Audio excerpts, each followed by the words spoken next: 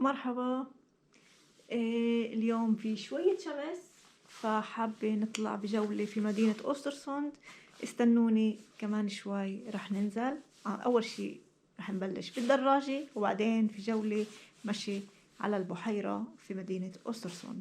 استنوني كمان شوي، يلا.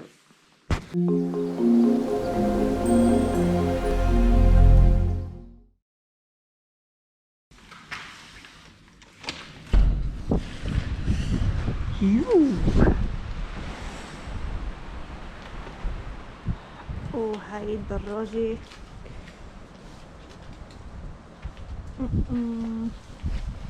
رح اركب الدراجة واركب الكاميرا على الدراجة ونبلش برحلتنا. وهاي هسه رح نبلش بجولتنا في مدينة أوسترسوند. في البداية عن طريق الدراجة، وطبعا أنا راكبة على الدراجة وبستمتع في أغاني الصديقة الغالية آية خلف.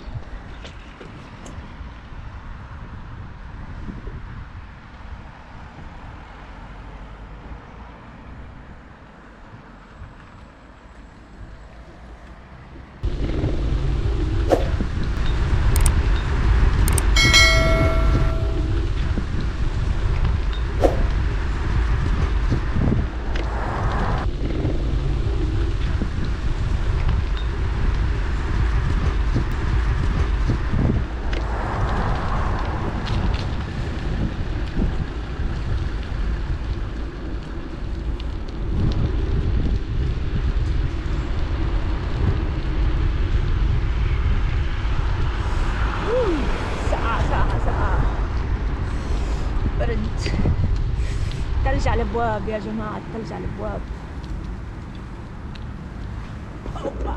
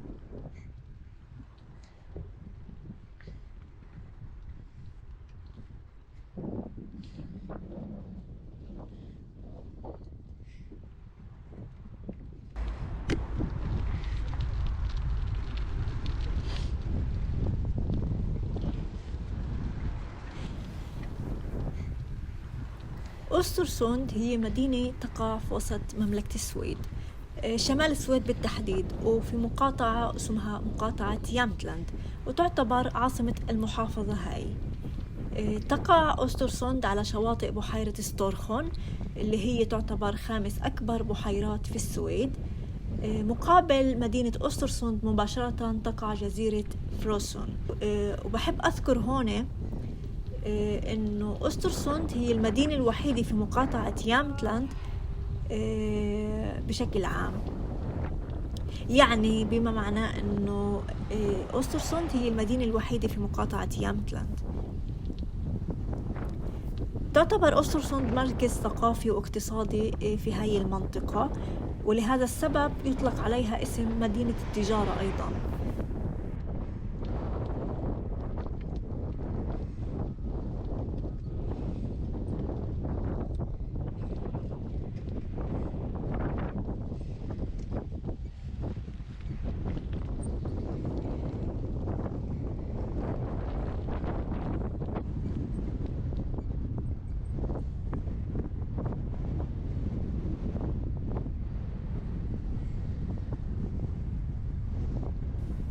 في المدينة في جامعة كبيرة جدا، وتعتبر هي أكبر حرم جامعي في محافظة يامتلاند، حيث تحوي قرابة 7000 طالب أعتقد حسب كيف قرأت. بالنسبة للجامعة أنا زرتها طبعا، هي جامعة جدا جميلة رائعة. بالنسبة لعدد سكان أسترسوند في عام 2017، آخر إحصائية قرأت عنها كانت في عام 2017، بلغ عدد سكان أسترسوند قرابة 50,960 نسمة فقط. فمساحة المدينة جدا كبير، لكن نسبة عدد السكان قليلة، وهذا ما بيميز إنه السويد عامة ما في اكتظاظ في السكان، وهذا شيء جميل جدا. وحسب حسب الإحصائيات اللي قرأتها، تعتبر مدينة أسترسوند في المرتبة رقم 22 من حيث عدد السكان في السويد، وفي المرتبة رقم 46 كمدينة الأكثر اكتظاظا بالسكان في الدول الإسكندنافية ككل. يعني تعتبر مدينة أسترسوند هي أكبر مدينة في شمال السويد. تعرف أيضا مدينة أسترسوند باسم وينتر سيتي، بما معناه أنه مدينة الشتاء. يعني هذه المدينة تصبح جميلة جدا في الشتاء، وكمان البلدية بتهتم إنها تقوم بعمل نشاطات سنوية لجذب السائحين إليها، وخاصة في فصل الشتاء، لهيك سموها وينتر سيتي، يعني مدينة الشتاء. وبتقوم بهاي المدينة وبمدينة أسترسوند بفترة الشتاء بالتحديد عدة أنشطة ثقافية ورياضية، وبالأخص في الهواء الطلق، وخاصة رياضة التزلج على الثلوج والجليد طبعا. فبيميز هاي المدينة بالأخص بالشتاء الجميع بيتزلج في مدينة أسترسوند، الجميع بيعرف إنه يتزلج، فكل من بيزور المدينة لازم يصير يتزلج ويعرف يتزلج ويتعلم التزلج. وطبعا البلدية نفسها بتقوم بعمل زي دورات أو دورات تعليمية للتزلج، وبوعدكم إنه أنا كمان أتعلم التزلج هاي السنة الماضية ما قدرت أتعلم لظروف إنه أنا جديدة كنت ولسه عم بتعرف على المدينة وعلى تضاريسها وعلى المناخ تبعها، فكان بالنسبة لي كله جديد، فما لحقت إني أتعلم التزلج. لكن هاي السنة من أول الأشياء اللي بدي أعملها هو التعلم على التزلج وتجربة التزلج في أسترسوند وفي ملاعبها الكبيرة. طبعا في ملاعب جدا كبيرة في أسترسوند، بس بتهتم بالتزلج وبالسائحين وبالأطفال، حتى بتلاقي أطفال في جيل صغير جدا عم بتزلجوا عادي عندهم. استضافت أسترسوند على مر السنوات طبعا العديد من بطولات العالم الرياضية الشتوية بالأساس، مثل البياثلون والتزلج السريع والتزلج على الجليد، بالإضافة للبطولات الوطنية السويدية المحلية في التزلج. يعني عمليا غالبية البطولات الشتوية في السويد تقام عادة في أسترسوند هنا في منطقة الشمال، وهذا الاشي بيميزها جدا. فبالشتاء بنلاحظ انه أسترسوند مليئة بالسائحين وبالمتزلجين بشكل أساسي، يعني بيجوا ناس من عدة محلات مش فقط بالسويد، إنما من النرويج ومن الدول المحيطة للسويد، من الدول الإسكندنافية، بيختاروا مدينة أسترسوند فقط علشان يتزلجوا ويمارسوا هواية التزلج. فتضاريس مدينة أسترسوند جدا مناسبة لهاي الرياضة بالتحديد، رياضة التزلج بكل أنواعها طبعا.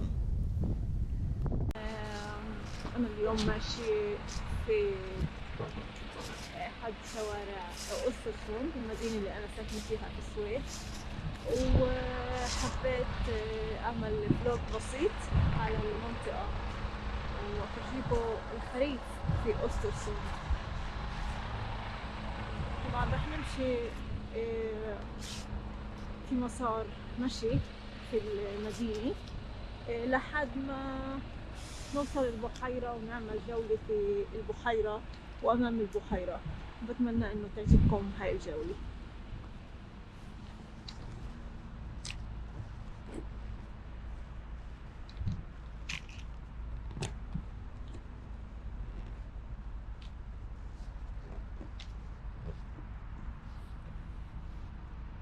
طبعا الخريف جدا جميل في السويد وبالذات في أوسترسوند. تساقط الأشجار، تساقط أوراق الأشجار طبعا في كل الأماكن بيكون بكثافة، لأنه غالبية الأشجار التي تزرع في هاي المنطقة هي من الأشجار الغير من الأشجار اللي يتساقط أوراقها. طبعا أجمل ما في الحدائق الموجودة هي النظافة، وكمان الاهتمام بالأطفال بكل كيف ما بنتنقل في السويد وفي أوسترسوند بنلاقي حدائق للأطفال مجهزة في بعض الألعاب اللي يمكن للإنسان إنه أو الشخص يقعد هو وأولاده ويلعبوا بسهولة. طبعا الطقس كتير بارد وكمان يومين رح ينزل ثلج هون، فنحن عمليا بدنا نودع هذا المشهد وبالضبط هلا درجة الحرارة 4 درجات برد صراحة. الفطر كيف ما نلف كمان نلاقي فطر، طبعا هذا فطر سام يوجد بكثرة هنا طبعا بسبب كثرة الأمطار كثرة المياه،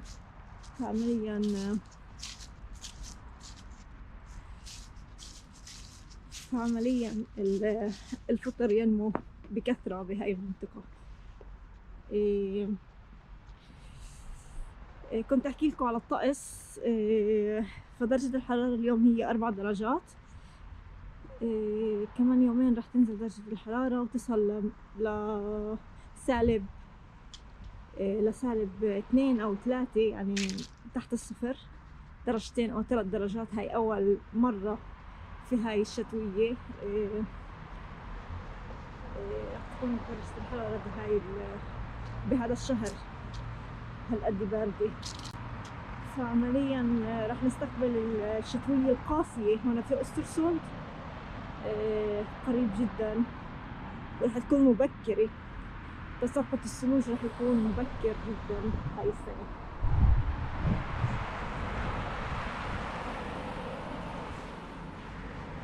طبعا إذا بتنتبهوا هون الشوارع قديش نظيفة، الشوارع جدا نظيفة في أوسترسوند. نادر ما نلاقي شي مكبوب على الأرض، وهذا بدل قديش الشعب السويدي بيحب بلده ومنتمي لهذا المكان، كمان بحب البيئة وبيحافظ عليها.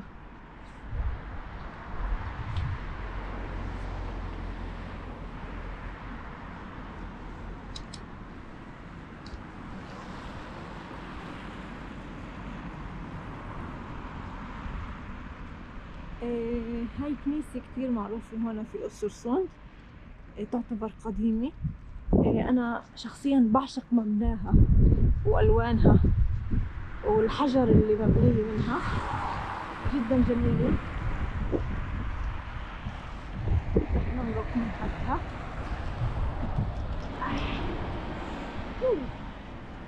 برد كتير، الدنيا كتير برد. طبعا كنيسة جدا كبيرة ضخمة. صراحة حتى الآن أنا لم أدخل بداخلها بسبب كورونا. طبعا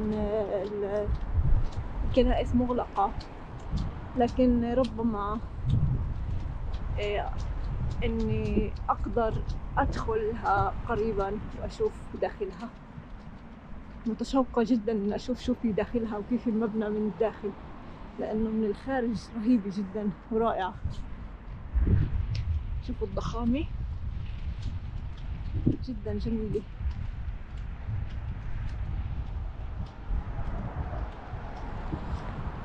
هذا المدخل تبعها،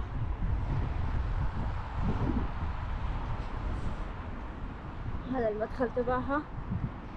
فزي ما انتم شايفين جدا جدا ضخمة وجميل جدا. الحجر تبعها جدا قديم وجميل جدا. غالبية المباني هون في أوسترسوند هي مبنية من الخشب.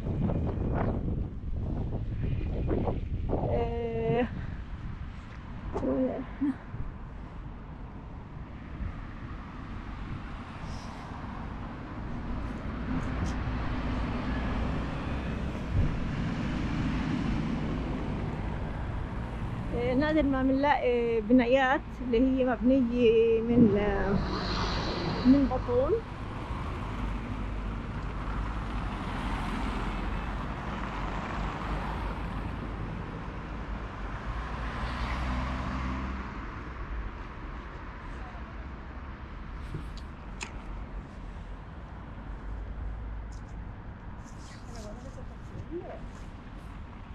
هذا مشهد البحيرة من بعيد. طبعا احنا رح نقرب على البحيرة ورح نشوفها بعد شوي.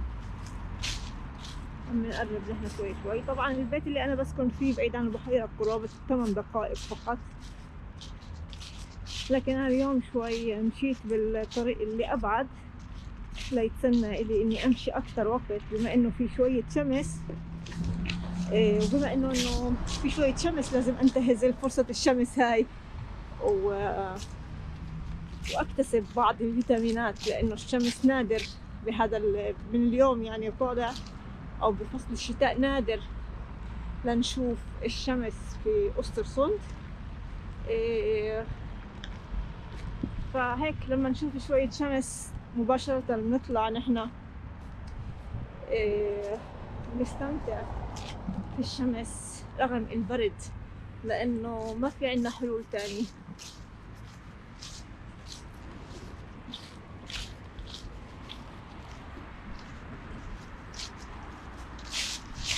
هاي الطيور جدا جدا منتشرة في هاي المنطقة.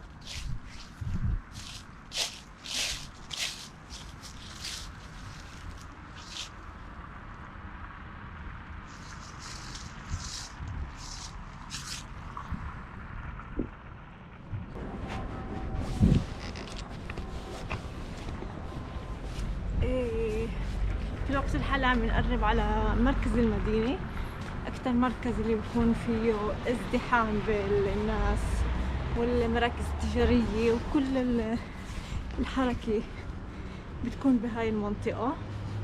رح نعمل جولة قصيرة بمنطقة مركز المدينة وبعدها بنكمل.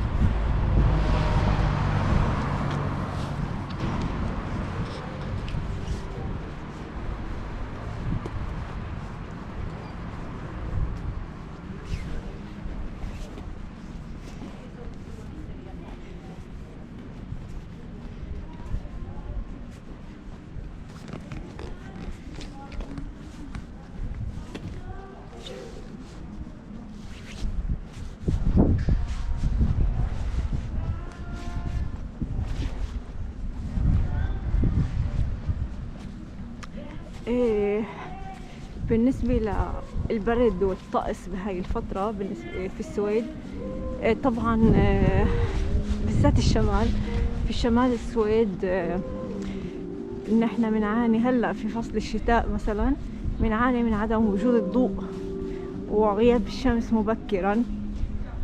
فمثلا كمان شوي الشمس بتصير تغيب، تطلع على الساعة آسفة بتصير تشرق على الساعة 11 أو 12 وأحيانا 1 ظهرا، وبتغيب على الساعة 3 أو 2. يعني معدل ظهور الشمس في فصل الشتاء في شمال السويد ما يقارب ساعة لحد 3 ساعات حسب درجة الحرارة.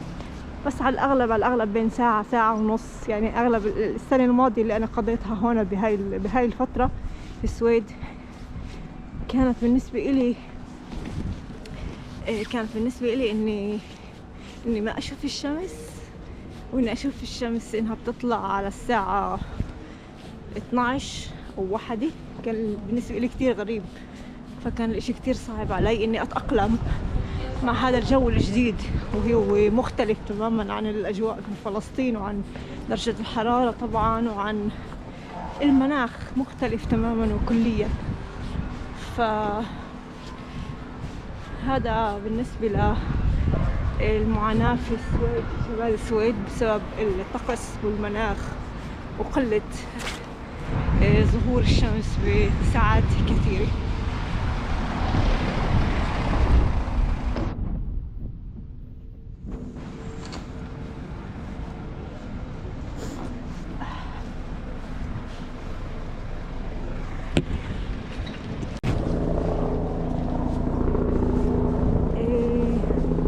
هذا مركز المدينة. طبعا بسبب بداية البرد فمش كتير في ناس، رغم انه اليوم الاثنين وبداية الاسبوع،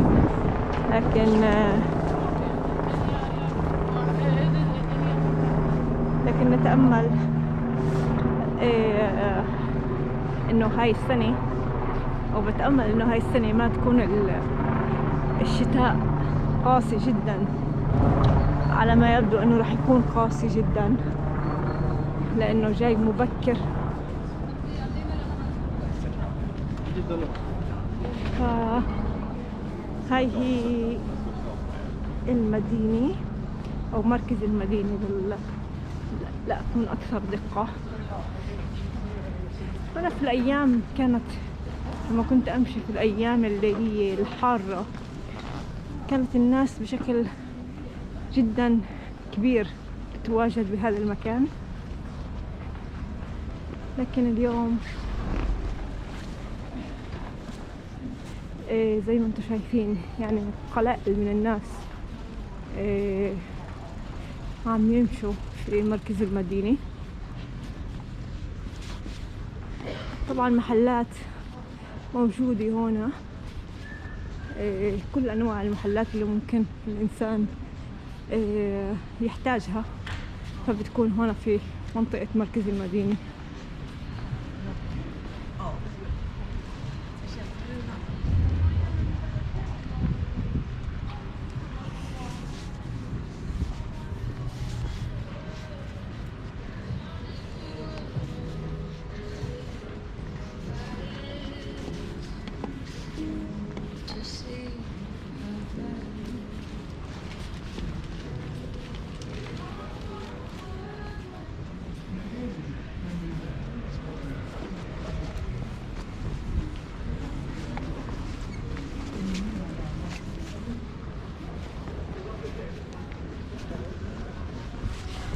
برجع لكم بعد شوي لما نصل البحيرة.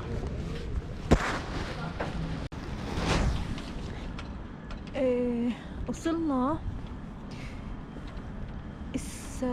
في الوقت الحالي لمنطقة الساحة المركزية في مدينة أوسترسوند.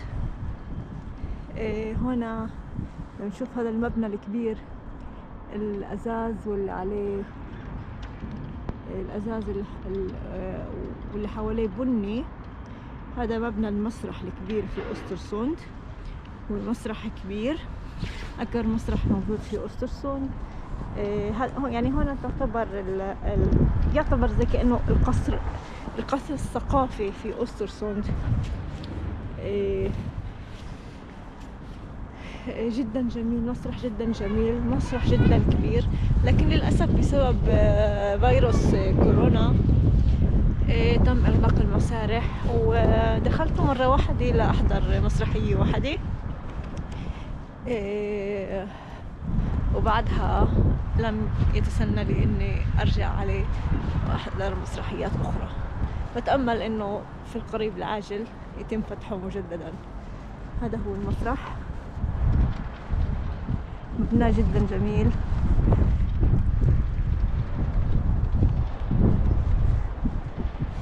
هاي الساحة عادة بيتم فيها فعاليات بالصيف، نشاطات، أي شيء يعتبر إنه عن طريق البلدية أو أي شيء ممكن إنه ينعمل بهاي المنطقة. منطقة جدا حيوية تعتبر في أوسترسوند، بالذات إنها موجودة في مركز المدينة. طبعا نحن عم نقرب على البحيرة زي ما احنا شايفين.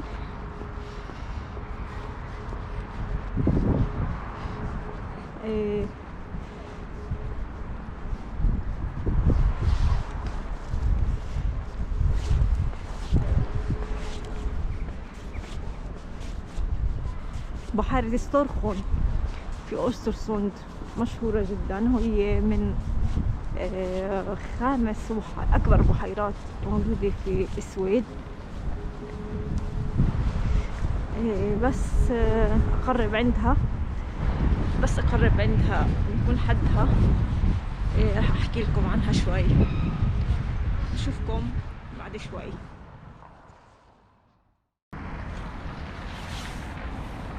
رجعت لكم واقتربنا جدا جدا من بحيرة ستورخون. البحيرة جدا جدا جميلة. شوقكم شوي. شوي. كنت أحكي لكم إنه ما يميز شوارع أوسترسوند هي اهتمامها لكل شيء،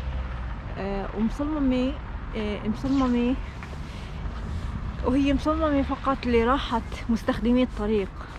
يعني بنلاقي في طرق خاصة للمشاة، طرق خاصة لمستعملي الدراجات الهوائية، وطبعا للسيارات.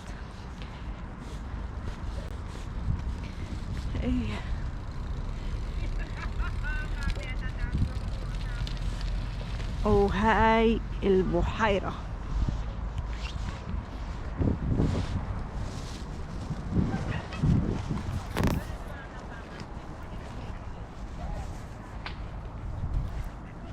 زي ما حكيت قبل شوي، بحيرة ستورخون هي خامس أكبر بحيرة في السويد. تعتبر بحيرة ستورخون أيضا إنها من بحيرات الجوف التكتوني من بحيرات الجوف التكتوني الجليدي. رجعتني هالبحيرة صراحة لأيام المدرسة ودروس الجغرافيا والتضاريس الطبيعية.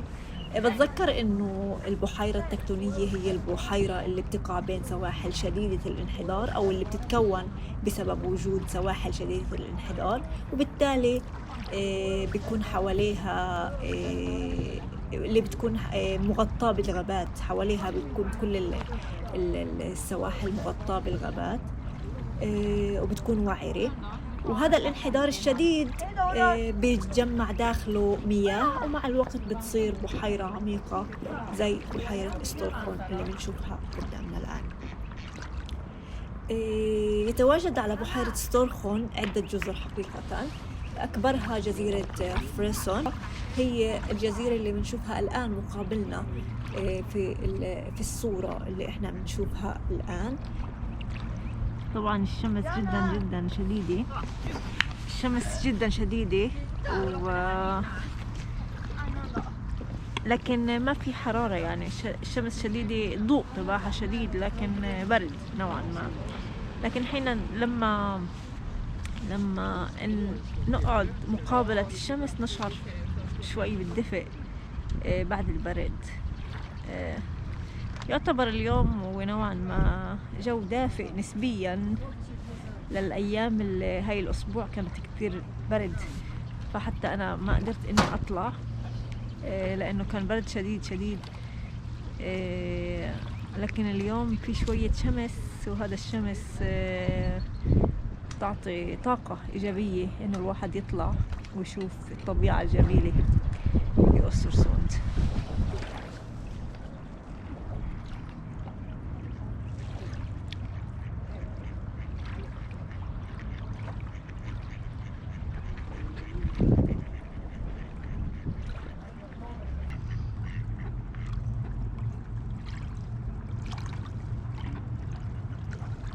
إيه، واللي بعرفه كمان عن مدينة أوسترسوند أو عن بحيرة ستورخون إنه بداخل هاي البحيرة في عبارتين كبار اللي بتنقل السيارات من جهة للجهة الأخرى في منطقتين مختلفتين من مقاطعة يامتلاند.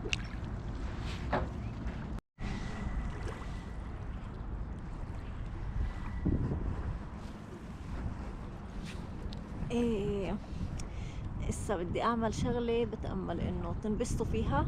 راقبوني وشوفوا ما أجمل المنظر اللي راح يصير بعد شوي.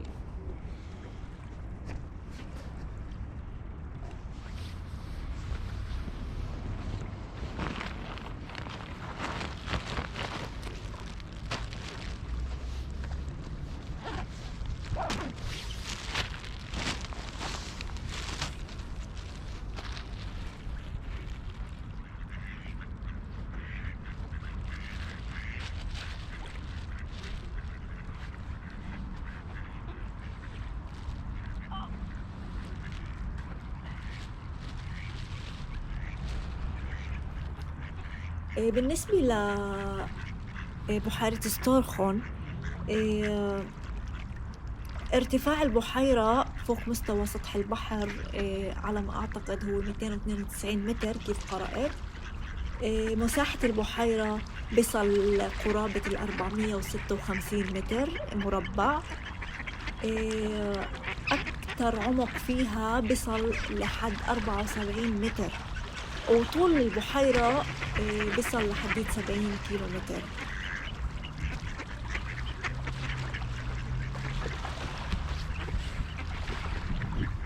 فهي تعتبر حقيقة بحيرة عملاقة، بحيرة كبيرة جدا جدا جدا. بعيش في بحيرة ستورخون أنواع عديدة من الأسماك، وهذا عادة اللي بيجذب كتير من محبي صيد الأسماك للمجيء إلى بحيرة ستورخون وزيارة مدينة أوسترسوند.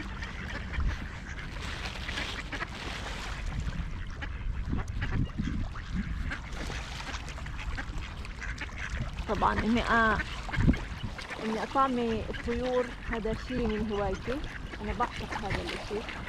وقبل ما أجي على الصويد بفلسطين كنت دائما أروح على الناصرة،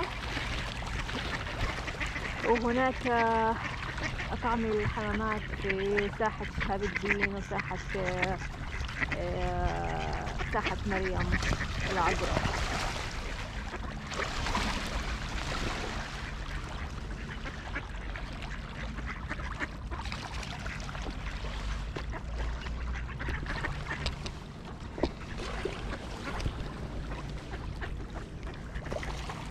طبعا بيتم الاصطياد عدة أنواع أسماك معروفة، منها سمك الشار والسلمون والمرقط وسمك الفرخ والرمح والسمك الأبيض وأنواع أخرى تانية. صراحة أنا مش خبيرة بالأسماك، لكن هذه الأسماك اللي كتير عم بسمعها من صائدي الأسماك عادة لما بمشي على شواطئ بحيرة ستورخون، فبشوف الصائدين صائدي الأسماك موجودين كتير بكثرة على الشواطئ، فبسألهم عادة إنه إيش نوع الأسماك، فبقولوا لي فهاي الأنواع اللي أنا ذكرت كتير على مسامعي حقيقة.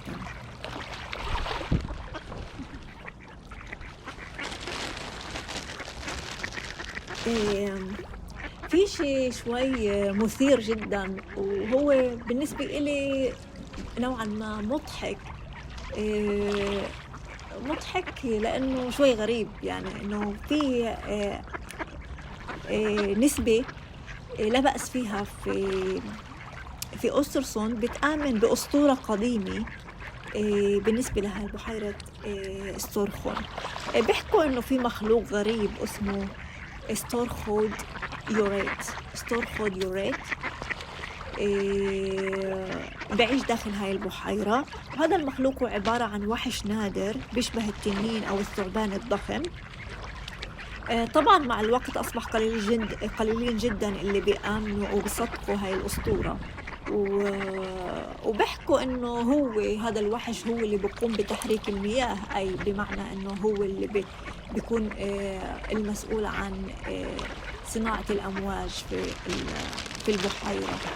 فصراحة أسطورة صعب الإنسان يصدقها عمليا، العقل البشري ما صعب يتصدق. يعني الأساطير القديمة وجدت فقط أنا بحسها للتسلية أكثر، فمداولتها فقط للتسلية اليوم. فلا أعتقد إنه هي حقيقة، لكن في ناس بتآمن بهذه الأسطورة، وعلي إنه أحكي بالضبط أنا عن تاريخ هاي البحيرة تماما، كيف أنا عرفت وكيف أنا قرأت عنها بشكل صريح. فهاي هي المعلومات اللي أنا بعرفها بالنسبة لمدينة أوسترسوند، أو بالأحرى لبحيرة ستورخون.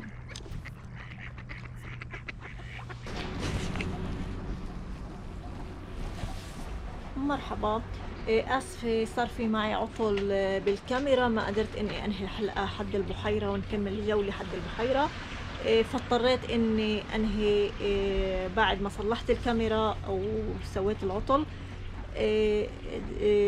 رح أنهي الحلقة في البيت.